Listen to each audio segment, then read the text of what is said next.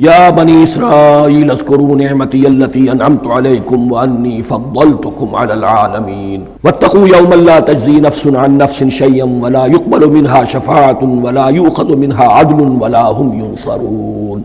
صدق اللہ العظیم۔ سورہ بقرہ کے 5ویں رکوع سے اور 14ویں رکوع تک تو مسلسل بلکہ 15ویں رکوع کی بھی پہلی 2 آیات شامل کرنی ہوں گی۔ یہ 10 رکوعوں سے 2 آیات زائد ہیں کہ جن میں خطاب کل کا کل بنی اسرائیل سے ہے۔ البتہ اس میں یہ فرق ہے کہ پہلا رکوع جو ہے وہ ان کو دعوت پر مشتمل ہے، نبی اکرم صلی اللہ علیہ وسلم پر ایمان لانے کی پرزور دعوت۔ بقیہ یہ 9 رکوع جو ہیں یہ ان پر فرد قرارداد جرم ہے جو عائد کی جا رہی ہے۔ ہم نے تمہارے ساتھ یہ احسان و اکرام کیا، تم پر یہ فضل کیا، یہ کرم کیا، تمہیں یہ حیثیت دی، تمہیں یہ مقام دیا، تم نے اس طور سے اپنے اس مشن کی خلاف ورزی کی، اپنے مقام اور مرتبے کو چھوڑ کر اور دنیا پرستی اختیار کی۔ یہ جو 9 رکوع ہیں ان میں بنی اسرائیل کی تاریخ کا تو یوں سمجھیے کہ ایک بہت بڑا حصہ اور نمایاں اس کے فیچرز آئیں گے، لیکن یہ سمجھ لیجئے کہ اصل میں یہ امت مسلمہ کو بھی ایک پیشگی تنبیہ ہے کہ کوئی مسلمان امت جب بگڑتی ہے تو یہ چیزیں اس میں آ جاتی ہیں۔ چنانچہ احادیث موجود ہیں حضور کی، لَيَأْتِيَنَّ عَلَىٰ أُمَّتِي مَا أَتَىٰ عَلَىٰ بَنِي إِسْرَائِيلَ حَزْوَ النَّعْلِ بِالنَّعْلِ، میری امت پر بھی وہ سب حالات وارد ہوں گے جو بنی اسرائیل پر آئے، بالکل ایسے جیسے ایک جوتی دوسری جوتی سے مشابہ ہوتی ہے۔ ایک اور حدیث میں فرمایا لَتَتَّبِعُنَّ سُنَنَ مَنْ قَبْلِكُمْ، تم لازماً اپنے سے پہلوں کی پیروی کرو گے۔ اور اس میں اس حد تک بھی آپ نے وضاحت کر دی کہ اگر وہ سابق امت مسلمہ، سابق امت اگر وہ گوہ کے بل میں گھسی تھی تم بھی گھسو گے، اور اگر ان میں کوئی بدبخت ایسا اٹھا جس نے اپنی ماں سے زنا کیا تو تم میں سے بھی کوئی شقی ایسا ضرور اٹھے گا جو یہ حرکت کرے گا۔ اس اعتبار سے ان رکوعوں کو پڑھتے ہوئے یہ نہ سمجھیے یہ اگلوں کی داستان ہے، پچھلوں کی کہانیاں ہیں، نہیں۔ خوش طرح باشد کے سر دل براں، گفت آیت در حدیث دیگراں، یہ ہمارے لیے ایک آئینہ ہے اور ہمیں ہر مرحلے پر سوچنا ہوگا، دروبینی کرنی ہوگی، انٹروسپیکشن، کہ کہیں اسی گمراہی میں ہم مبتلا تو نہیں۔ دیکھتے جائیے گا۔ دوسرا نقطہ پہلے سے یہ سمجھ لیجئے، یہ جو 2 آیتیں میں نے 6 رکوع کی تلاوت کی ہیں، بعین ہی یہی 2 آیتیں 15ویں رکوع میں آئیں گی، اور اس کو یوں سمجھیے کہ 2 بریکٹس ہیں، 9 رکوعوں کا مضمون ان 2 بریکٹس کے درمیان ہے۔ یہ 2 آیتیں یہاں سے بریکٹ شروع ہو رہی ہیں، وہ 2 آیتیں ان پر بریکٹ ختم ہو رہی ہیں، بعین ہی وہی آیات۔ ایک آیت میں تو شوشے کا بھی فرق نہیں، دوسری آیت میں صرف ترتیب بدلی ہے، مضمون وہی ہے۔ اس کے مابین جو کچھ ہے، اس سے باہر یہ جو 5واں رکوع تھا اس کے مضامین گویا کہ ضرب کھا رہے ہیں بریکٹ کے اندر کے سارے مضامین سے۔ یہ حساب کا بہت ہی عام فہم سا قاعدہ ہے، بریکٹ کے باہر کوئی رقم لکھی ہوئی ہے جس کے بعد کوئی زبر، کوئی جمع یا تفریق اگر نہیں ہے تو وہ ضرب کھائے گی، بریکٹ کے اندر جتنی بھی ویلیوز ہیں ان کے ساتھ ضرب کھائے گی۔ تو گویا کہ ہر قدم پر حضور پر دعوت، ایمان لانے کی دعوت اس پورے معاملے میں موجود ہے، اس لیے کہ اس میں بعض آیتیں ایسی آ گئی ہیں، ایک زیادہ نمایاں ایک کم نمایاں، جن سے کچھ لوگوں کو بھگالتا ہوا یا کچھ لوگوں نے فتنہ پیدا کیا جان بوجھ کر۔ یہ فتنہ ایک بار پیدا ہوا تھا اکبر کے زمانے میں، دین الہی کی شکل میں، کہ صرف خدا کو مان لینا، آخرت کو مان لینا اور نیک اعمال کرنا نجات کے لیے کافی ہے، کسی رسول پر ایمان لانا ضروری نہیں ہے۔ یہ صوفیہ میں بھی یہ فتنہ بہت بڑے پیمانے پر آیا۔ مسجد مندر ہکڑو نور، مسجد میں اور مندر میں ایک ہی نور ہے، سب مذاہب ایک ہی ہے، سارا فرق جو ہے شریعتوں کا ہے، عبادت کے ظاہری شکل کا ہے، وہ ہے رسولوں سے متعلق۔ رسولوں کو بیچ میں سے نکال دیجئے تو یہ دین الہی رہ جائے گا، اللہ کا دین۔ اتنا بڑا فتنہ تھا کہ جب ہندوستان میں سیاسی اعتبار سے، حکومت کے اعتبار سے مسلمانوں کا اقتدار چوٹی پر تھا، کلائمیکس پر، اکبر اعظم، اس وقت یہ دین الہی کا فتنہ اٹھا کہ دین محمدی کا دور ختم ہو گیا، وہ 1000 سال کے لیے تھا، 1000 سال پورے ہو گئے، اب الف ثانی ہے، دوسرا 1000 سال ہے، اس کے لیے نیا دین ہے، اسے دین اکبری بھی کہا گیا اور دین الہی بھی کہا گیا۔ اور اس میں ایک آیت آئے گی جس سے استدلال کیا ہے کچھ لوگوں نے۔ اس صدی میں پھر یہ فتنہ اٹھا تھا گاندھی کے فلسفے کے ذریعے سے، اور ایک بہت بڑا نابغہ انسان مسلمانوں میں سے، بہت بڑا نابغہ، جینیس، ابوالکلام آزاد، وہ بھی اس فتنے کا شکار ہو گیا۔ متحدہ قومیت، چنانچہ گاندھی اپنی پرارتھنا میں کچھ قرآن کی تلاوت بھی کراتا تھا، کچھ گیتا بھی پڑھواتا تھا، کچھ اپنشدوں سے، کچھ بائبل سے، کچھ گرو گرنتھ سے، معلوم ہو یہ سب ٹھیک ہے، سب ایک ہے، سب لوگوں کو ایک ہونا چاہیے، ایک قوم ہونا چاہیے۔ مذہب تو انفرادی معاملہ ہے، کوئی مسجد میں چلا جائے، کوئی مندر میں چلا جائے، گردوارے میں چلا جائے، کوئی چرچ میں چلا جائے، کوئی سینیگاگ میں چلا جائے، کیا فرق واقع ہوتا ہے؟ اس کا توڑ یہی ہے کہ سمجھ لیجئے یہ جو 7 آیتیں ہیں 5ویں رکوع کی، یہ ہے بریکٹ کے باہر، اور یہ ضرب کھا رہی ہے مسلسل۔ اس بریکٹوں کے درمیان جتنی بھی مضمون آ رہا ہے وہ سب ان کے تابع ہوگا۔ گویا کہ جہاں تک حضور پر ایمان لانے کا معاملہ ہے وہ انڈرسٹوڈ سمجھا جائے گا، مقدر سمجھا جائے گا ہر مرحلے پر ان 2 بریکٹوں کے مابین۔ اب چلیے بسم اللہ۔ یا بنی اسرائیل اذکروا نعمتی التی انعمت علیکم وانی فضلتکم علی العالمین، اے اسرائیل کی اولاد یاد کرو میرے اس انعام کو جو تم پر ہوا، اس کی وضاحت میں کر چکا ہوں، لیکن یہاں جو الفاظ آ رہے ہیں بہت زوردار، وانی فضلتکم علی العالمین، میں نے تمہیں فضیلت عطا کی تمام جہانوں پر۔ یہاں ایک قاعدہ نوٹ کر لیجئے، عربی نحو کا قاعدہ یہ ہے کہ کہیں ظرف جس میں کوئی شے ہے، ظرف کی جمع لے لیتے ہیں، مراد ہوتا ہے مظروف، ظرف کے اندر جو شے ہے اس کی جمع۔ تمام جہانوں پر فضیلت، کیا فرشتوں پر بھی فضیلت؟ نہیں، جہان والوں پر، تمام اقوام عالم پر تمہیں فضیلت عطا کی، یہ مطلب ہے اس کا۔ تمام عالموں پر، تمام جہانوں پر یعنی تمام جہان والوں پر، اس انسان عالم انسانیت کے اندر جتنے بھی مختلف گروہ ہیں، نسلیں ہیں، طبقات ہیں، ان میں فضیلت۔ واتقوا یوما لا تجزی نفس عن نفس شیئا، میں عرض کر چکا ہوں، اب تیسری مرتبہ پھر عرض کر رہا ہوں، اصل شیخ آخرت، محاسبہ آخرت، یہ مستحضر ہوگا تو انسان سیدھا رہے گا۔ اس میں کمزوری آ جائے، ضعف آ جائے تو باقی ایمان باللہ، ایمان بالرسالت، یہ نہ معلوم کیا کیا شکلیں اختیار کر لیں۔ دیکھیے اس آیت کے اندر 4 اعتبارات سے محاسبہ آخرت کا زور ہے۔ واتقوا یوما، ڈرو اس دن سے، لا تجزی نفس عن نفس شیئا، جس دن کوئی جان کسی دوسرے کے کام نہ آ سکے گی، ولا يقبل منها شفاعہ، اور نہ کسی سے کوئی سفارش یا شفاعت قبول کی جائے گی، کیٹیگوریکل ڈینائل۔ ولا يؤخذ منها عدل، نہ کسی سے فدیہ قبول کیا جائے گا، ولا هم ينصرون، اور نہ انہیں کوئی مدد مل سکے گی۔ ہم نے طرح طرح کے عقیدے، شفاعت باطلہ کا تصور، اہل عرب سمجھتے تھے ہمیں یہ فرشتے جو ہے خدا کی بیٹیاں ہیں، یہ لات اور منات اور عزا، ہم نے ان کے بت بنا رکھے ہیں، پوچھتے ہیں یہ اپنے ابا جان سے اللہ کی بیٹیاں ہیں نا، لاڈلی بیٹیاں، چھڑا لیں گے ہم، ہمارے ہاں بھی تصور ہے اولیاء اللہ چھڑا لیں گے۔ یا شفاعت باطلہ، خود حضور کی شفاعت کے بارے میں جو غلط تصورات ہیں، ایک شفاعت حقہ ہے، اس کی وضاحت کا یہ موقع نہیں ہے، وہ آیت الکرسی پہ جب ہم پہنچیں گے انشاءاللہ تعالیٰ اسی سورہ مبارکہ میں تو اس کی وضاحت بھی ہوگی۔ یہ سارے جو ہم نے جو گھر رکھے ہیں خیالات، ان کی نفی اس آیت کے حوالے سے کی۔ واتقوا یوما لا تجزی نفس عن نفس شیئا، کوئی انسان دوسرے انسان کے کام نہیں آ سکتا۔ ولا يقبل منها شفاعت، کسی جان کی طرف سے کوئی سفارش قبول نہیں ہوگی۔ ولا يؤخذ منها عدل، نہ کوئی فدیہ قبول کیا جائے گا۔ ولا هم ينصرون، نہ انہیں کوئی مدد مل سکے گی۔ اب اس کے بعد اللہ تعالیٰ کے احسانات اور ان کی طرف سے جو ناشکریاں ہوئی ہیں ان کی بڑی تفصیل کے ساتھ اب بات چلے گی، تفصیل نہیں تیزی کے ساتھ۔ یہ واقعات کئی 100 برس کے ہیں، لیکن ایک تو یہ کہ ان کی تفاصیل مکی صورتوں میں آ گئی ہیں، سب سے زیادہ سورہ اعراف میں ملیں گی، اور بھی کئی صورتوں میں آپ کو مل جائے گی۔ یہاں پر تو پے بپے، جیسے کہ ایک قرارداد جرم کسی پر کی جاتی ہے تو اس میں سب گنوائے جاتے ہیں، تم نے یہ کیا، یہ کیا، یہ کیا۔ وَإِذْ نَجَّيْنَاكُم مِّنْ آلِ فِرْعَوْنَ، اور ذرا یاد کرو جب کہ ہم نے تمہیں نجات دی تھی فرعون کی قوم سے۔ یسومونکم سوء العذاب، وہ تمہیں بدترین عذاب میں مبتلا کیے ہوئے تھے۔ یذبحون ابناءکم ویستحیون نساءکم، تمہارے بیٹوں کو ذبح کر ڈالتے تھے اور تمہاری عورتوں کو زندہ رکھتے تھے۔ عورتیں تو پھر ان کے کام آتی تھی، گھر میں کام کاج کے لونیاں بنتی تھی، گھروں میں ڈال دیتے تھے، لیکن لڑکوں کو، اور یہ 2 موقع پر ہوا ہے بنی اسرائیل کے ساتھ، یہ بعد میں انشاءاللہ اس کی تفصیل آئے گی۔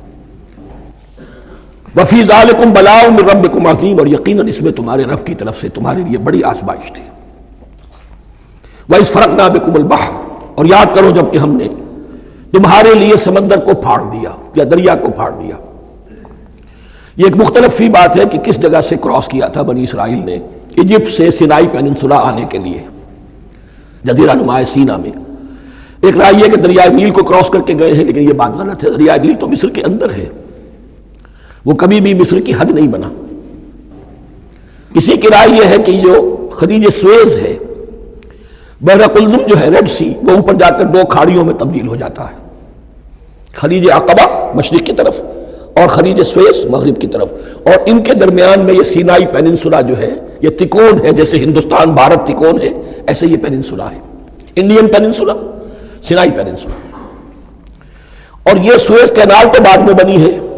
خلیج سویز اور میڈیٹرینین بحیرہ روم کے درمیان یہ کچھ چھوٹی چھوٹی، اگرچہ چھوٹی تھی سمندر کے لحاظ سے، بہت بڑی بڑی جھیلیں تھیں، اور ان جھیلوں ہی کو پھر جوڑ کر درمیان میں جو خشکی تھی اس کو کاٹ کر سویز کینال بنائی گئی ہے۔ تو اب تو یہ ایک مسلسل ایک رابطہ ہے، لیکن معلوم ہوتا ہے کہ یا تو خلیج سویز کو کراس کیا ہے حضرت موسیٰ علیہ السلام نے، اور یہی میری رائے زیادہ یہی ہے، اس لیے کہ کوہ طور جو ہے وہ اس پیننسولا کی ٹپ پر ہے، نیچے ہے یہاں، جہاں پر بھی ان کا قیام رہا اور جہاں پھر حضرت موسیٰ کو 40 دن کے لیے کوہ طور پر بلا کر اور پھر انہیں تورات دی گئی ہے۔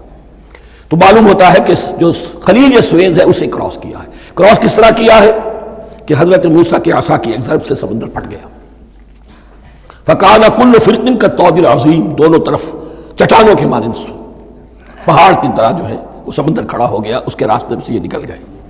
اور پھر جب فرعون اور اپنا لشکر لے کر جب آیا ہے، اس نے سوچا ہم بھی نکل جائیں، وہ غرق ہو گئے، اس لیے کہ دونوں طرف کا پانی آپس میں مل گیا۔ یہ تھی کیفیت، اور معجزانہ کیفیت تھی، یہ کوئی فطرت کے یا نیچر کے اصول کے مطابق بات نہیں تھی، اور میں عرض کر چکا ہوں، آپ کو بتا چکا ہوں معجزہ کسے کہتے ہیں۔ وَإِذْ فَرَقْنَا بِكُمُ الْبَحْرَ فَأَنْجَيْنَاكُمْ، جب ہم نے تمہارے لیے یا تمہارے ساتھ سمندر کو پھاڑ دیا، تمہارے لیے، تمہارے گزرگاہ بنانے کے لیے، تو تمہیں تو نجات دے دی۔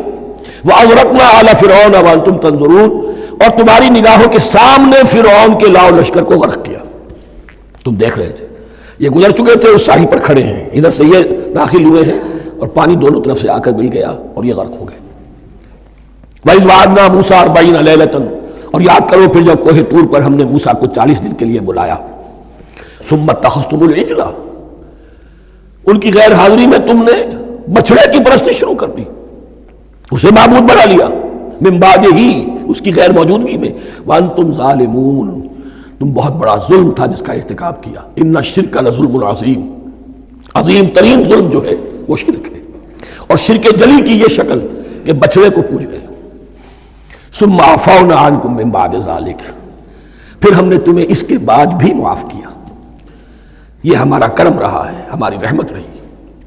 من بعد ذلك لعلكم تشکرون، تاکہ تم شکر کرو۔ وَإِذْ آتَيْنَا مُوسَى الْكِتَابَ وَالْفُرْقَانَ لَعَلَّكُمْ تَهْتَدُونَ، اور یاد کرو جب کہ ہم نے موسیٰ کو کتاب اور فرقان عطا فرمائی۔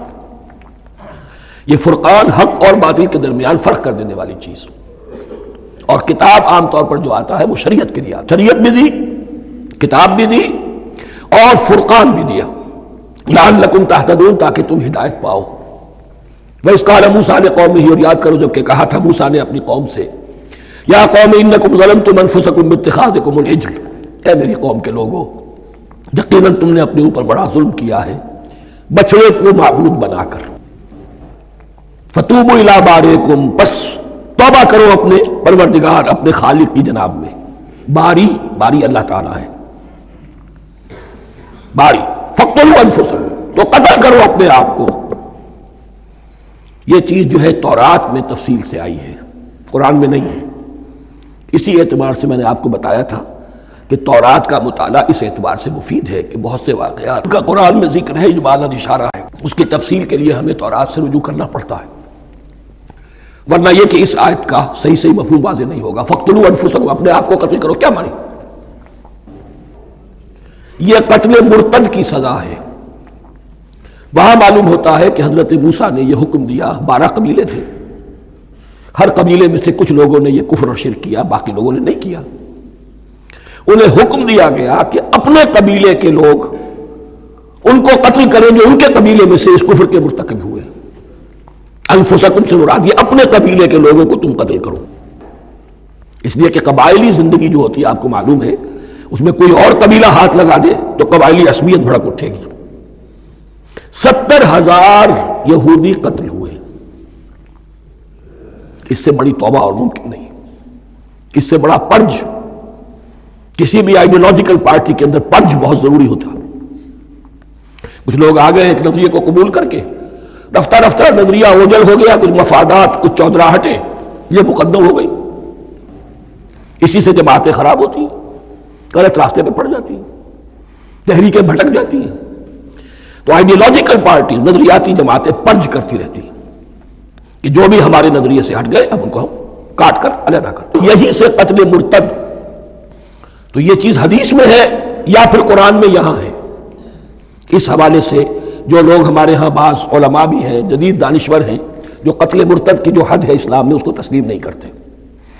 لیکن میرے نزدیک یہ شریعت موسوی کا تسلسل ہے کہ شریعت موسوی کی جس شے کو بدلا نہ گیا ہو، جس کے بارے میں صراحتاً یہ معلوم نہ ہو کہ یہ شے تبدیل کر دی گئی، تو وہ شریعت محمدی کا جز بن گئی. زنا پر رجم کا معاملہ بھی یہی ہے. قرآن مجید میں رجم کی صحیح آیت کوئی موجود نہیں ہے، حدیث میں ہے. قرآن مجید میں مرتد کے قتل کے لیے کوئی آیت موجود نہیں ہے، حدیث میں ہے، سنت میں ہے. اور دونوں کی کا جو منبع ہے وہ اصل میں تورات ہے. تو اس بات کو اچھی طرح نقل کر دیجئے. یہ جگہ اکثر لوگ جو ہیں یہاں بہت سرسری طور سے گزر جاتے ہیں، یہ بہت اہم ہے. اور اس کے لیے تورات کی طرف رجوع کیجئے. 70,000، 6 لاکھ کل تھے. جب یہ مصر سے نکلے ہیں 6 لاکھ تھے. کتنے عرصے کے بعد پیننسولا پہنچے ہیں، سینائی پیننسولا میں اور طور میں، کچھ اور ان کی تعداد بڑھ گئی ہوگی، لیکن یہ کہ ان میں سے 70,000 کو قتل کیا اپنے ہاتھوں سے. ہر قبیلے نے اپنے جو مرتد تھے ان کو اپنے ہاتھ سے قتل کیا. فَتُوبُوا إِلَىٰ بَارِئِكُمْ فَاقْتُلُوا أَنفُسَكُمْ ذَلِكُمْ خَيْرٌ لَكُمْ عِندَ بَارِئِكُمْ، یہی تمہارے لیے تمہارے رب کے نزدیک بہتر بات ہے. فَتَابَ عَلَيْكُمْ، تو اللہ نے تمہاری توبہ قبول کر لی. توبہ قبول کس طرح ہوئی؟ یہ تزکیہ ہوا ہے امت کا کہ ان میں سے جن لوگوں نے اتنی بڑی غلط حرکت کی ہے ان کو کاٹ کر، ذبح کر کے، ان کو قتل کر کے پھینک دیا. انہ هو التواب الرحیم، یقیناً وہ تو ہے ہی بہت توبہ کا قبول فرمانے والا اور بہت رحم فرمانے والا. وَإِذْ قُلْتُمْ يَا مُوسَىٰ لَن نُّؤْمِنَ لَكَ حَتَّىٰ نَرَى اللَّهَ جَهْرَةً، ایک اور واقعہ ان کی تاریخ کا. اور یاد کرو جب کہ تم نے کہا تھا اے موسیٰ ہم تو تمہاری بات نہیں مانیں گے. ایمان کے بعد جب لام کا حرف آئے تو اس کے معنی صرف تصدیق کے ہوتے ہیں. لن نؤمن لک، ہم آپ کی بات کی تصدیق نہیں کریں گے، حتی نری اللہ جہرۃ، جب تک کہ ہم دیکھ نہ لیں اللہ کو عیاناً. ہمیں کیا پتا اللہ نے یہ کتاب دی آپ کو، آپ تو لے کر آ گئے. ہمارے سامنے تو پتھر کی کچھ تختیاں ہیں، اس پہ کچھ لکھا ہوا، کس نے لکھا ہمیں کیا پتا. اب دیکھیے ایک حضرت موسیٰ کی خواہش تھی رب ارنی انظر الیک، وہ کچھ اور شے تھی. یہ تخریبی ذہن ہے جو یہ کہہ رہا ہے کہ ہم بھی چاہتے ہیں کہ اللہ کو اپنی آنکھوں سے دیکھیں اور معلوم ہو کہ واقعی اس نے یہ کتاب آپ کو دی ہے. فَأَخَذَتْكُمُ الصَّاعِقَةُ، تو تمہیں آپ پکڑا ایک بہت بڑی کڑک نے، ایک بہت بڑی کڑک ہوئی اور سب کے سب مردہ ہو گئے. وَأَنْتُمْ تَنظُرُونَ، تمہارے دیکھتے دیکھتے ایک کڑک نے تمہیں آ لیا. ثُمَّ بَعَثْنَاكُم مِّن بَعْدِ مَوْتِكُمْ، پھر ہم نے تمہیں دوبارہ اٹھایا تمہاری موت کے بعد. بعض لوگ اس کی یہ تعویل کر رہے ہیں کہ یہ موت نہیں تھی بلکہ بے ہوش ہو گئے تھے، یعنی جو بھی کڑک تھی اس کی وجہ سے سب کے سب بے ہوش ہو کے گر گئے. لیکن میرے نزدیک یہاں تعویل کی ضرورت نہیں. بعث بعد الموت اللہ کے لیے کوئی مشکل نہیں. ہم الفاظ کو خواب خواہ کو ان کے اصل جو مفہوم ہے جو کہ صاف ہے، صریح ہے، اس سے خواب خواہ کے لیے موڑ کر لے کر جائیں. ثم بعثناکم من بعد موتکم لعلکم تشکرون، تاکہ تم شکر کرو. وظللنا علیکم الغمام وانزلنا علیکم المن والسلوى، اور ہم نے تم پر ابر کا سایہ کیا. اب 6 لاکھ کا قافلہ چل رہا ہے، سینائی پیننسولا، صحرا، کوئی اوٹ نہیں، کوئی سایہ نہیں، دق و دق، دھوپ کی تبش. تو اللہ کا فضل ہوا کہ ایک سائے کی طرح ابر جو ہے ان کے ساتھ ساتھ جہاں جہاں وہ جا رہے ہیں وہ ابر ان پر سایہ کیے ہوئے. وَأَنزَلْنَا عَلَيْكُمُ الْمَنَّ وَالسَّلْوَىٰ، کھانے کو کچھ نہیں، تو من اور سلوہ نازل کیے گئے. من ایسے اترتا تھا رات کے وقت کہ جیسے شبنم کے قطرے ہوتے ہیں، لیکن وہ ہوتا تھا کسی ایسی چیز کا جس میں شیرینی تھی، اور پھر وہ زمین پر آ کر جم کر وہ ایک گویا کے دانہ بن جاتے تھے. یہ ان کا اناج ہو گیا. کاربوہائیڈریٹ سپلائی اس سے ہو گئی، من سے. اور سلوہ ایک خاص قسم کا پرندہ بٹیر کی شکل کا جو بے پناہ بڑی تعداد میں ان کے بڑے بڑے جھنڈ آتے تھے شام کے وقت، اور وہ ان کے ڈیرا جہاں ہوتا تھا اس کے گرد وہ اتر آتے تھے، اور رات کی تاریکی میں یہ آسانی سے ان کو پکڑتے تھے، ان کو کھاتے تھے بھون کر، اور یہ ان کی پروٹین ہو گئی۔ پوری غذا جو ہے اللہ تعالیٰ نے ان کو فراہم کر دی۔ وَأَنزَلْنَا عَلَيْكُمُ الْمَنَّ وَالسَّلْوَىٰ كُلُوا مِن طَيِّبَاتِ مَا رَزَقْنَاكُمْ، کھاؤ ان پاکیزہ چیزوں کو جو ہم نے تمہیں عطا کی ہیں۔ وَمَا ظَلَمُونَا، ہم نے تو ان پر کوئی ظلم نہیں کیا، وَلَٰكِن كَانُوا أَنفُسَهُمْ يَظْلِمُونَ، لیکن وہ خود ہی اپنے اوپر ظلم ڈھاتے رہے، ہر قدم پر نافرمانی اور ناشکری۔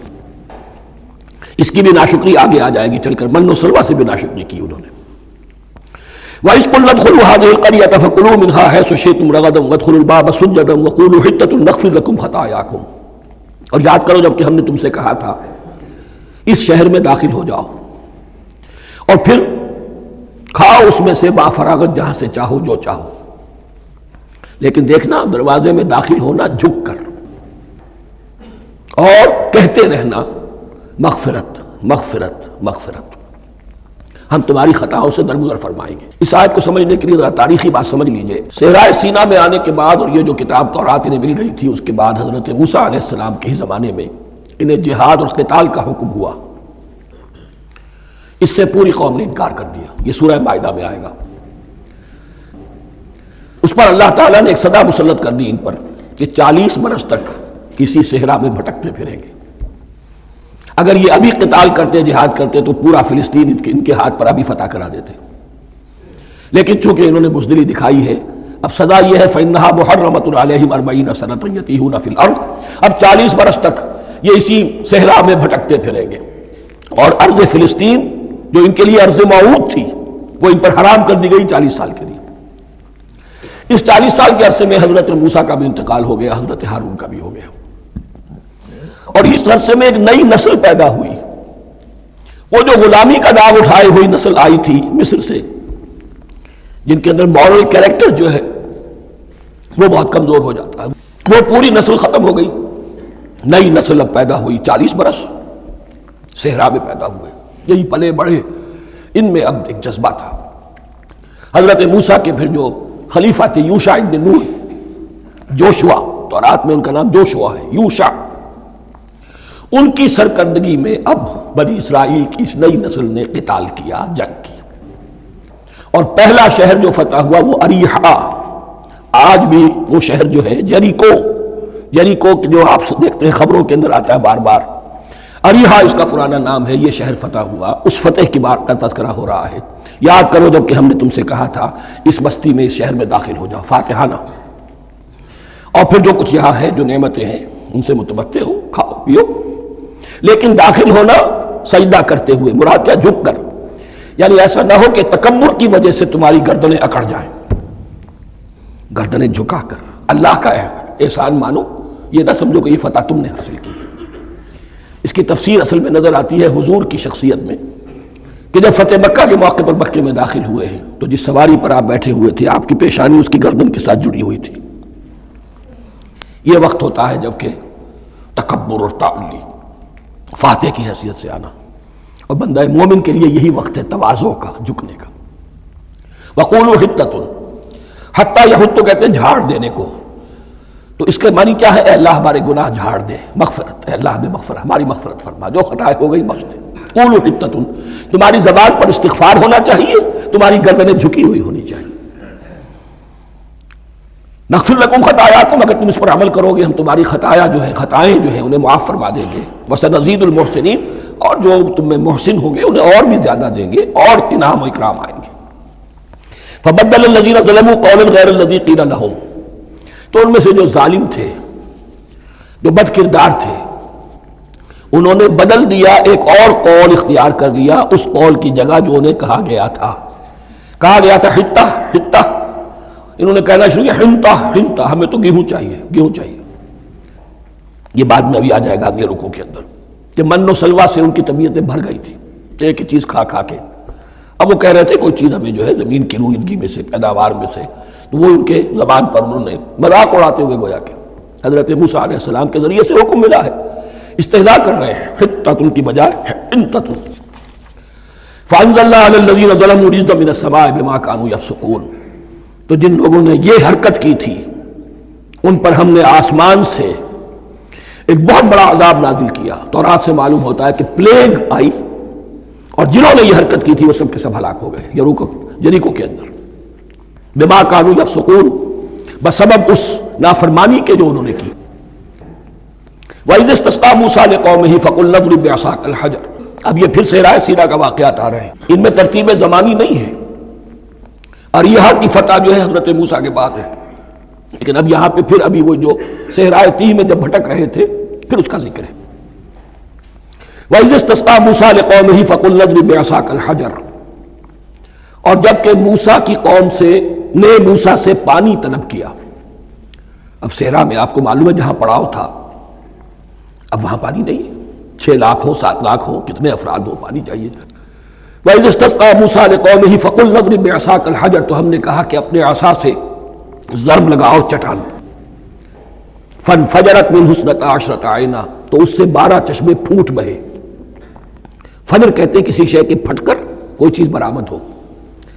فجر جو ہوتی ہے فجر کا وقت رات کی تاریکی کا پردہ چاک ہوتا ہے اور سپیدہ سحر نمودار ہوتا ہے. فَانْفَجَرَتْ مِنْهُ اثْنَتَا عَشْرَةَ عَيْنًا. تو 12 چشمے پھوٹ بہے. قَدْ عَلِمَ كُلُّ أُنَاسٍ مَشْرَبَهُمْ. یہاں اناس سے کیا مراد ہے؟ ہر قبیلہ. ہر قبیلے نے اپنا گھاٹ معین کر لیا. 12 قبیلے تھے. اگر علیحدہ علیحدہ نہ ہوتا معاملہ، 12 چشمے اسی لیے دیے گئے کہ لڑے نہ جھگڑے نہ. پانی تو بہت بڑی چیز ہے.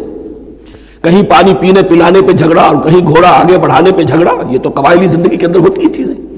تو اس اعتبار سے اللہ تعالیٰ نے ان کے لیے یہ سہولت کی کہ 12 چشمے پھوٹ بہے. قد علم کل اناس مشربہم. ہر ایک نے اپنا گھاٹ جان لیا، معین کر لیا. کلوا واشربوا من رزق اللہ. گویا کہ کہہ دیا گیا کہ کھاؤ اور پیو اللہ کے رزق میں سے. ولا تعثوا فی الارض مفسدین. اور زمین میں فساد مچاتے نہ پھرو. کھانے پینے کے لیے پانی بھی ادھر آ گیا، کھانے کے لیے من و سلوہ آ گیا. اب دیکھیے ان کی ناشکری. وَإِذْ قُلْتُمْ يَا مُوسَىٰ لَن نَّصْبِرَ عَلَىٰ طَعَامٍ وَاحِدٍ. یاد کرو جب کہ تم نے کہا تھا اے موسیٰ ہم ایک کھانے پر تو صبر نہیں کر سکتے، کھا کھا کے بکتا گئے ہیں من و سلوہ. فَادْعُ لَنَا رَبَّكَ. تو ذرا اپنے رب سے دعا کرو، پکارو ہمارے لیے اپنے رب کو. یخرج لنا، وہ نکالے ہمارے لیے مما تنبت الارض، زمین کی رویدگی اور پیداوار میں سے، نباتات ارضی میں سے. من بقلہا، اس کی ترکاریاں، وقصائہا، اور ککڑیاں، کھیرے اور ککڑیاں، ان سب کے لیے یہ لفظ ہے. وفومہا، ایک ترجمہ گیہوں کیا گیا ہے لیکن میرے نزدیک زیادہ صحیح ترجمہ ہے لہسن. اور سرائے کی زبان میں بھی اور ممکن ہے کہ سندھی میں بھی ہو تھوم. تھوم کہتے ہیں لہسن کو. یہ فوم کی بدلی ہوئی شکل ہے، اس لیے کہ یہی علاقہ ہے جس میں عرب آئے تھے. تو عربوں کی زبان کے بہت سے الفاظ جو ہیں سرائے کی زبان میں خاص طور پر وہ بہت زیادہ تو تھوڑی سی شکل بدل کر وہ کافی تعداد میں موجود ہے. وعدسہا، اور دال خاص طور پر مسور کی. وبصلہا، اور پیاز. اب جو چٹخارے جس سے بنتے ہیں سالن کے، ان کی زبانیں وہ چٹخارے مانگ رہی. ظاہر بات ہے کہ اگر وہ سلوا بھی تھا، بٹیرا ہے، اسے آگ کے اوپر ذرا سا تپایا اور کھایا، وہ ایک ہی خاص قسم کی غذا ہے جو چل رہی ہے. اسی طرح من جو ہے وہ ایک خاص قسم کا سیریل ان کے لیے بن گیا ہے.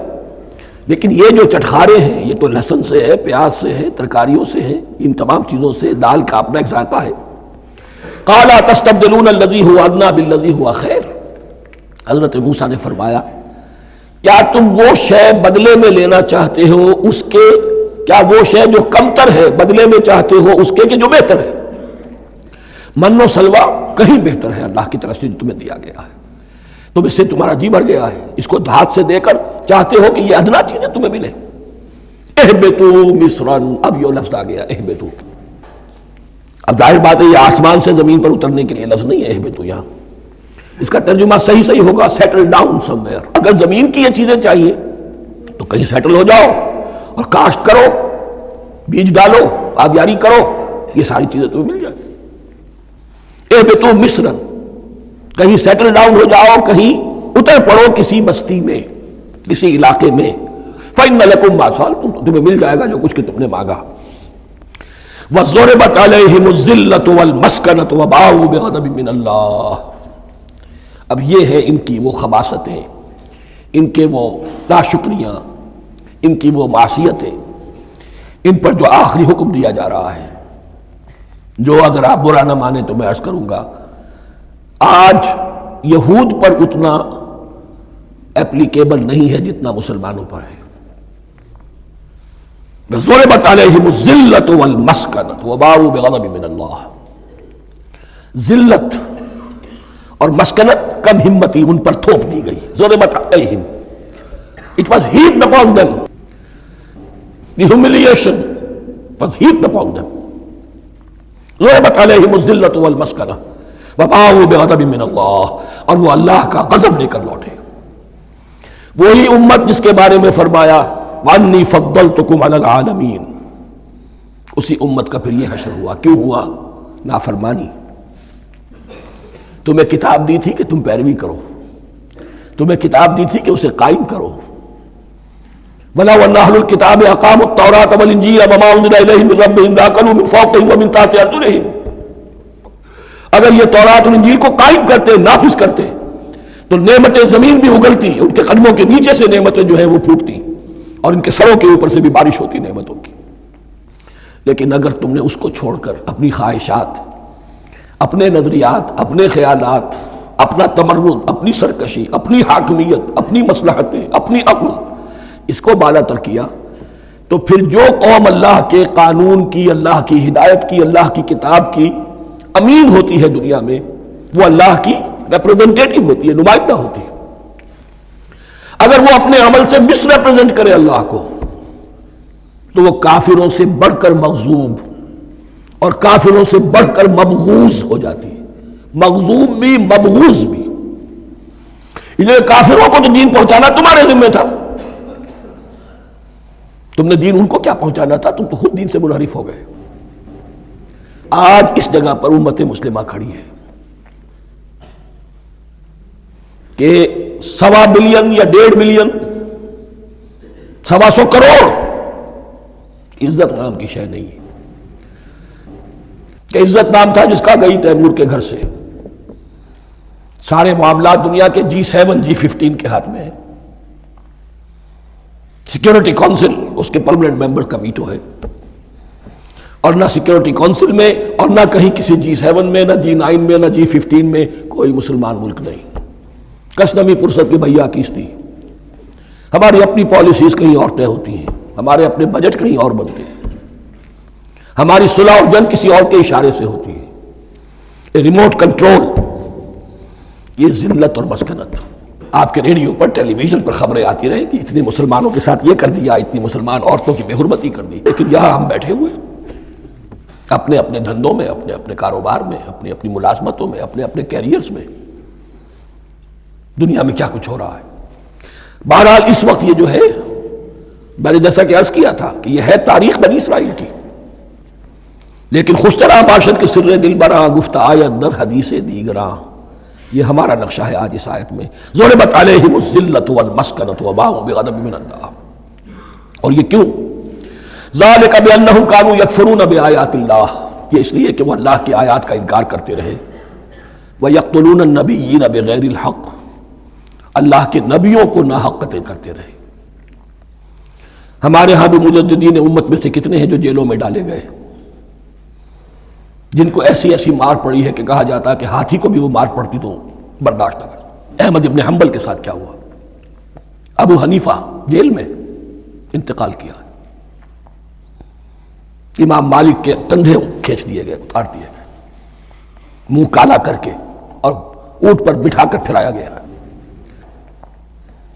امام دار الہجرہ شیخ احمد سرہندی جیل میں رہے، سید احمد بریلوی اور ان کے ساتھیوں کو خود مسلمانوں نے تہہ تیغ کیا ہے۔ بہرحال یہ داستانیں ہیں، اب نبی تو کوئی نہیں آئے گا، ان کے ہاں نبی تھے، ہمارے ہاں مجددین ہیں، علماء حق ہیں، جیسے کہ حدیث بھی ہے علماء امتی کا انبیاء بنی اسرائیل، تو جو انہوں نے انبیاء کے ساتھ کیا ہم نے مجددین اور علماء کے ساتھ کیا۔ ذالک بما عصوا وکانوا یعتدون، اور یہ ہوا ان کی نافرمانیوں کی وجہ سے اور حد سے تجاوز کرنے کی وجہ سے۔ اللہ تعالیٰ تو ظالم نہیں ہے، اللہ نے تو اونچا مقام دیا تھا، ہمیں بھی خیر امت قرار دیا، کنتم خیر امت اخرجت للناس تأمرون بالمعروف وتنہون عن المنکر وتؤمنون باللہ۔ اب اگر ہم نے وہ اپنا مشن چھوڑ دیا تو ذلت اور مسکنت وہ ہمارا مقدر بن گئی۔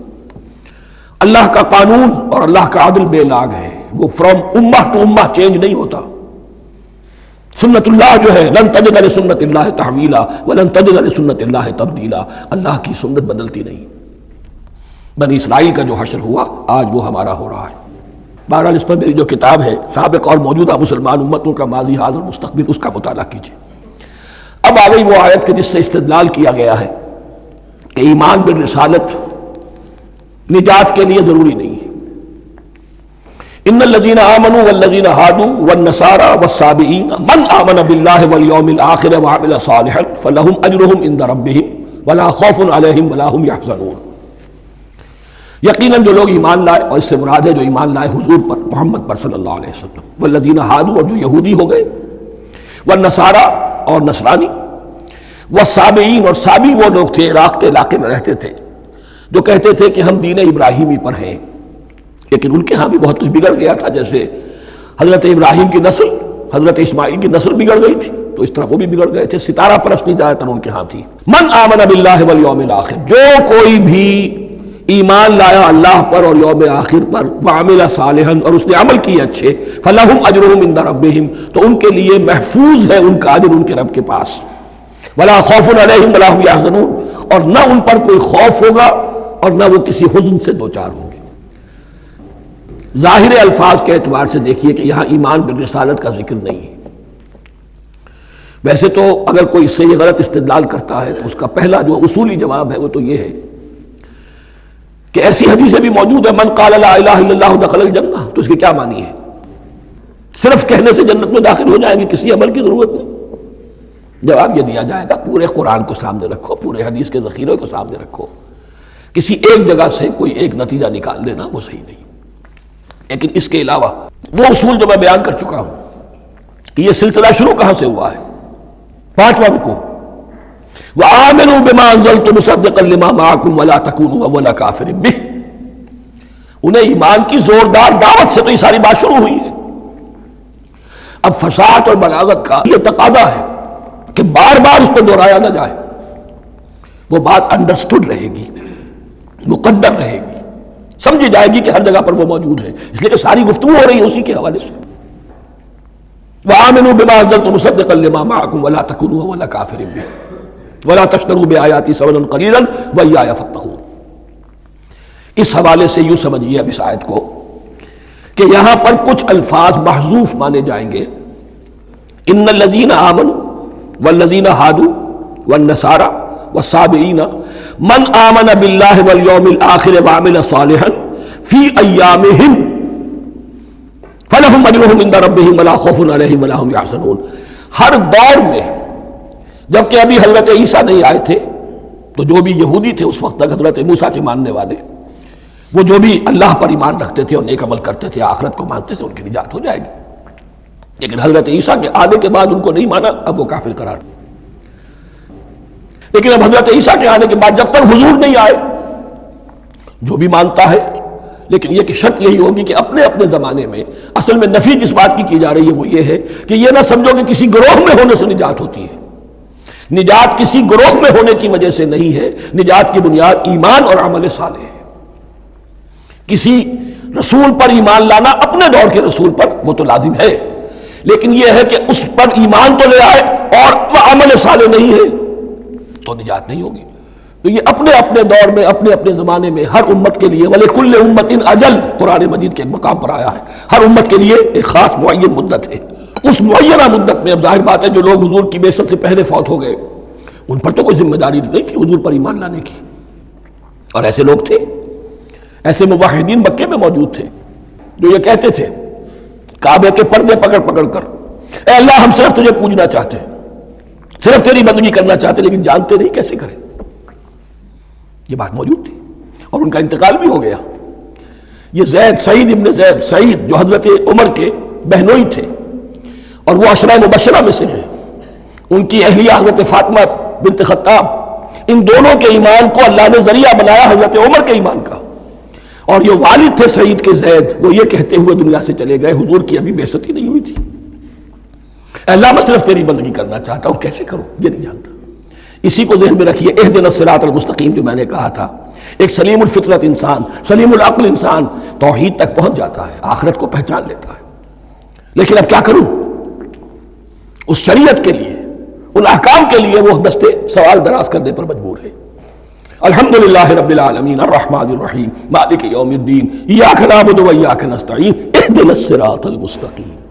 اسی صراط المستقیم کی دعا کا یہ جواب اب آئے گا، شروع ہوگا سورہ بقرہ سے، یہ کرو یہ نہ کرو، یہ فرض ہے، یہ تم پر لازم کیا گیا، یہ چیز حرام کی گئی، وغیرہ وغیرہ۔ ان الذين آمنوا والذين هادوا والنصارى والصابئين من آمن بالله واليوم الآخر وعمل صالحا، اور محذوف الفاظ فی ازمنتہم، اپنے اپنے زمانے میں، یا فی ایامہم، فلہم اجرہم عند ربہم ولا خوف علیہم ولا هم یحزنون۔ وَإِذْ أَخَذْنَا مِيثَاقَكُمْ وَرَفَعْنَا فَوْقَكُمُ الطُّورَ، اور ذرا یاد کرو جب کہ ہم نے تم سے عہد لیا، قول و قرار لیا، اور تمہارے اوپر اٹھا دیا طور کو، پہاڑ کو۔ جب تورات دی گئی تو اس وقت ایک کیفیت معجزانہ طور پر ایسی پیدا کی گئی، ان کے اوپر ایک روب ڈالنے کے لیے اور خشیت قلب میں پیدا کرنے کے لیے کوہ طور اٹھا کر معلق کر دیا گیا۔ اس وقت کہا گیا خذوا ما آتیناکم بقوۃ، تو اس قول و قرار کے وقت ایک معجزے کی شکل یہ ہوئی تھی۔ وَإِذْ أَخَذْنَا مِيثَاقَكُمْ وَرَفَعْنَا فَوْقَكُمُ الطُّورَ خُذُوا مَا آتَيْنَاكُمْ بِقُوَّةٍ وَاذْكُرُوا مَا فِيهِ لَعَلَّكُمْ تَتَّقُونَ، پکڑو اس کو مضبوطی کے ساتھ جو ہم نے تمہیں دیا ہے، اس حدیث، اس کتاب کو، تورات کو، اس شریعت کو، ان احکام کو۔ وَاذْكُرُوا مَا فِيهِ، اور یاد رکھو اسے جو کچھ کہ اس میں ہے، لَعَلَّكُمْ تَتَّقُونَ، تاکہ تم بچ سکو۔ ثُمَّ تَوَلَّيْتُم مِّن بَعْدِ ذَلِكَ، پھر تم نے روگردانی کی اس کے بعد، اس میثاق کو توڑا، میثاق الست کو توڑا تھا، اور دوسرے یہ میثاق شریعت جو تم سے لیا گیا اس کو بھی توڑا۔ ثم تولیتم من بعد ذلک فلولا فضل اللہ علیکم ورحمتہ لکنتم من الخاسرین، پھر اگر اللہ کا فضل تمہارے شامل حال نہ ہوتا اور اس کی رحمت تمہاری دستگیری نہ کرتی رہتی، بار بار تمہیں معاف کیا، تمہیں مہلت دی، تو اگر یہ چیز نہ ہوتی تو اسی وقت سے تم خسارہ پانے والے اور تباہ ہونے والے ہو جاتے۔ وَلَقَدْ عَلِمْتُمُ الَّذِينَ اعْتَدَوْا مِنْكُمْ فِي السَّبْتِ، اور تمہیں خوب معلوم ہے تم میں سے وہ لوگ جنہوں نے سبت کے قانون کو توڑا، حد سے تجاوز کیا۔ یہ واقعہ تفصیل کے ساتھ سورہ اعراف میں آئے گا کہ ان کی شریعت میں ہفتے کا روز معین کر دیا گیا تھا، کوئی دنیاوی کام نہیں ہوگا۔ آج بھی وہ لوگ جو ہے سبت کو، جو بھی پریکٹسنگ جیوز ہیں، وہ اس کی پابندی کرتے ہیں اور بڑی شدت سے کرتے ہیں۔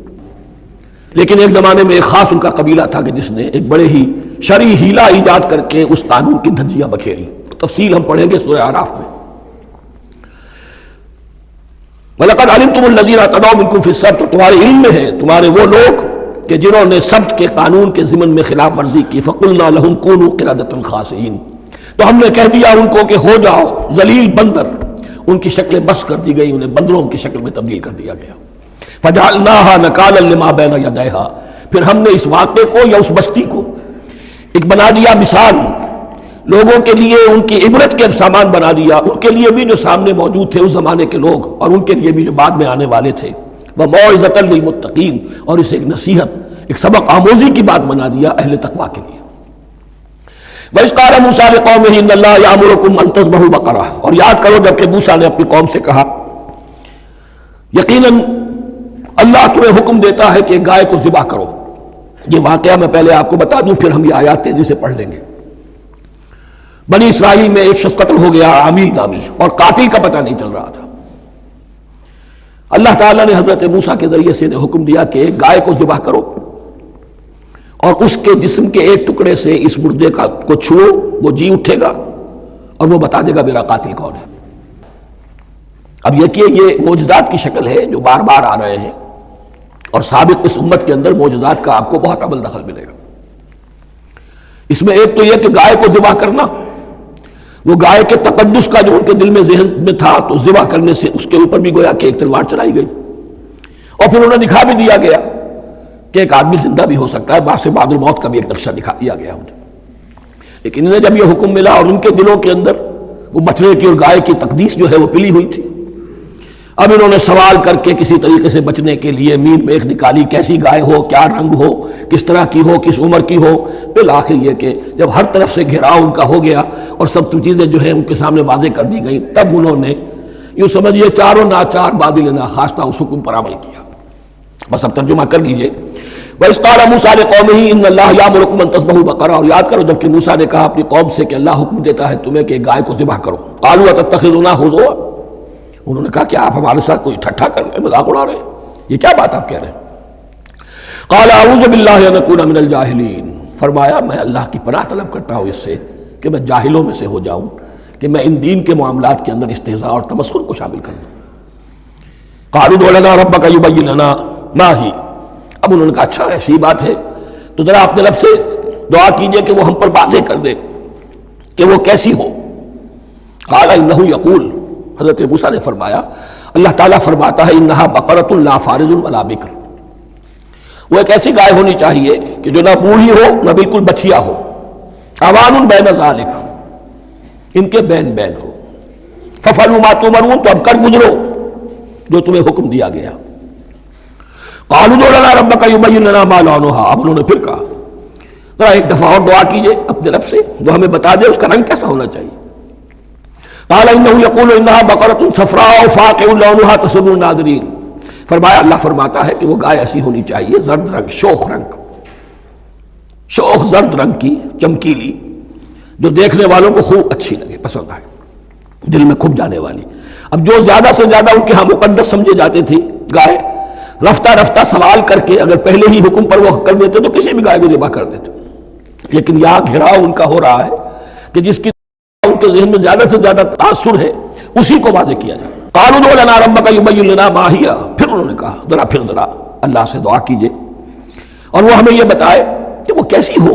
ان البقرہ تشابہ علینا، یقیناً ہم کچھ شبہ میں پڑ گئے ہیں، یہ گائے کا معاملہ مشتبہ ہو گیا ہے ہم پر. قال انہ یقول. فرمایا اللہ فرماتا ہے انہا بقرۃ لا ذلول تثیر الارض ولا تسقی الحرث. وہ ایک ایسی گائے ہونی چاہیے کہ جو کوئی جس سے مشقت نہ لی جاتی ہو، نہ وہ ہل جوتتی ہو اور نہ وہ رہٹ کا پانی کھینچتی ہو. تسیر الارض، نہ تو وہ زمین کو جوتنے میں ہل چلانے میں کام نہیں لی جائے، ولا تسقی الحرث، اور نہ کھیتی کو پانی پلانے کے لیے وہ پانی کھینچنے میں استعمال کیا جائے. مسلمتن، اور پوری سالم ہونی چاہیے، یک رنگ، لا شیۃ فیہا، اس میں کسی دوسرے رنگ کا کوئی داغ تک نہ ہو. اب کیا کرتے، گھیراؤ میں آ گئے. قالوا الآن جئت بالحق. کہا انہوں نے کہ ٹھیک ہے اب تو آپ نے بات جو ہے پوری طریقے سے واضح کر دی. فذبحوها وما كانوا يفعلون. تب انہوں نے اس کو ذبح کیا اور وہ کرنے والے نہیں تھے، دل میں نہیں تھا، بادل ناخواستہ. اب دیکھیے یہاں ترتیب ذرا واقعے کی جو ہے مختلف ہو گئی ہے. جو اس ذبح بقرہ کا سبب تھا وہ بعد میں بیان ہو رہا ہے. تورات میں چونکہ واقعات کو اس طریقے سے بیان کیا ہے لہذا وہاں ترتیب دوسری ہے. وَإِذْ قَتَلْتُمْ نَفْسًا فَادَّارَأْتُمْ فِيهَا. اور یاد کرو جب کہ تم نے ایک جان کو قتل کیا تھا اور اس کا الزام تم ایک دوسرے پر لگا رہے تھے، یعنی کسی کا پتہ نہیں چل رہا تھا قاتل کون ہے. وَاللَّهُ مُخْرِجٌ مَا كُنتُمْ تَكْتُمُونَ. اور اللہ تعالیٰ فیصلہ کر چکا تھا کہ جو کچھ تم چھپا رہے ہو اسے نکال کر رہے گا، واضح کرے گا. فَقُلْ اضْرِبُوهُ بِبَعْضِهَا. تو ہم نے حکم دیا کہ اس کی لاش کو اس گائے کے ایک ٹکڑے سے، اس کے جسم کے ایک حصے سے ضرب لگاؤ. کذالک یحیی اللہ الموتیٰ. اور دیکھو اس طریقے سے اللہ مردوں کو زندہ کر دے گا. تھوڑی دیر کے لیے وہ زندہ ہوا اور اس نے اپنے قاتل کا نام بتا دیا. وَيُرِيكُمْ آیَاتِهِ لَعَلَّكُمْ تَعْقِلُونَ. اور وہ تمہیں دکھاتا ہے اپنی آیات تاکہ تم عقل سے کام لو. اب جو الفاظ آ رہے ہیں بہت سخت ہیں، بہت سخت ہیں، لیکن ان کو پڑھتے ہوئے درون بینی ضرور کیجیے گا، اپنے اندر جھانکیے گا. ثُمَّ قَسَتْ قُلُوبُكُمْ. پھر تمہارے دل سخت ہو گئے جب دین میں ہیلے بہانے نکالے جانے لگے اور ہیلوں بہانوں کے ذریعے سے شریعت کے احکام سے بچا جائے، اللہ کو دھوکہ دینے کی کوشش کی جائے. اس کا جو نتیجہ نکلتا ہے وہ دل کی سختی ہے. ثم قست قلوبکم. پھر تمہارے دل سخت ہو گئے. فہی کالحجارۃ او اشد قسوہ. تو وہ تو اب پتھروں کے مانند ہیں بلکہ سختی میں ان سے بھی زیادہ شدید ہے. یہ ویسے بھی فصاحت اور بلاغت کا بھی بڑا ایک عمدہ مقام ہے قرآن کا. وَإِنَّ مِنَ الْحِجَارَةِ لَمَا يَتَفَجَّرُ مِنْهُ الْأَنْهَارُ. پتھروں میں سے تو ایسے بھی ہوتے ہیں جن میں سے چشمے پھوٹ بہتے ہیں. وَإِنَّ مِنْهَا لَمَا يَشَقَّقُ فَيَخْرُجُ مِنْهُ الْمَاءُ. اور ایسے بھی ہیں جو شق ہو جاتے ہیں، پتھر چٹانیں، ان میں سے پانی برآمد ہو جاتا ہے. وَإِنَّ مِنْهَا لَمَا يَهْبِطُ مِنْ خَشْيَةِ اللَّهِ، اور ان میں وہ بھی ہوتے ہیں جو اللہ کے خوف سے گر پڑتے ہیں۔ وَمَا اللَّهُ بِغَافِلٍ عَمَّا تَعْمَلُونَ، اور اللہ تعالیٰ غافل نہیں ہے اس سے جو تم کر رہے ہو۔ یہ کیفیت جو ہے ثُمَّ قَسَتْ قُلُوبُكُمْ فَهِيَ كَالْحِجَارَةِ وَأَشَدُّ قَسْوَةً، ہے کون؟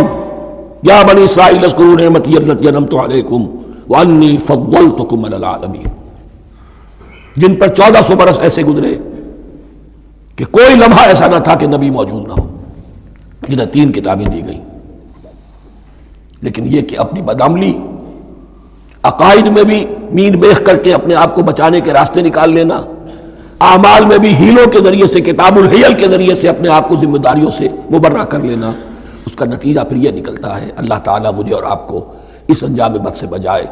بارک اللہ لی ولکم فی القرآن العظیم ونفعنی وإیاکم بالآیات والذکر الحکیم۔ جی خوش آمدید دوستو، امید کرتا ہوں ویڈیو آپ نے پوری دیکھی ہوگی اور آپ کو پسند بھی آئی ہوگی۔ تفسیر القرآن کا سلسلہ ہم نے شروع کیا ہے اور ہماری کوشش یہی ہے کہ جتنے بھی مسلمان اس دنیا میں ہے، خواہ وہ پاکستان میں ہو یا بھارت میں ہو یا سری لنکا میں ہو یا سعودی عرب میں یا دنیا کے کسی بھی کونے میں ہو، تو وہ اسلام کی تعلیمات سے آشنا ہو جائے۔ کم از کم ایک مسلمان اتنا قابل ہونا چاہیے کہ وہ اپنا قرآن، اپنی کتاب کھول لے تو اس کا ترجمہ اس کو آ سکے، اس کو یہ اندازہ ہو کہ میں یہ کیا پڑھ رہا ہوں اس وقت، یہ میں کیا پڑھ رہا ہوں، اور اس کی تلاوت جو ہے جو میں کر رہا ہوں، یہ میں اللہ تعالیٰ سے کیا باتیں کرنے جا رہا ہوں۔ تو قرآن کی تفسیر چونکہ یہ انسان کی زندگی کے لیے اتنی ضروری ہے جیسے کہ پودوں کے لیے پانی، تو انسان کے لیے بھی یہ چیز ضروری ہے کہ وہ جو ہے نا کیا کرے، وہ قرآن کی تفسیر کو سمجھ لے۔ اور اسی قرآن کو سمجھانے کے لیے مختلف قسم کے مشہور تفاسیر جو ہے نا بڑے بڑے علماء کرام نے کیے ہیں، جنہوں نے اپنی زندگی وقف کی، جنہوں نے اپنے گھر بار اس کو چھوڑ کر اپنے گھر بار بھی سنبھالے، لیکن جب سب سے زیادہ وقت تھا انہوں نے وہ دین کے لیے وقف کر دیا۔ تو آج انہی کی کوششوں اور انہی کی محنتوں کا نتیجہ ہے کہ آج آپ کو ایسے تفاسیر مل رہے ہیں کہ جنہوں نے قرآن کے انداز کو اور قرآن کی ایک ایک آیت کو واضح کر دیا۔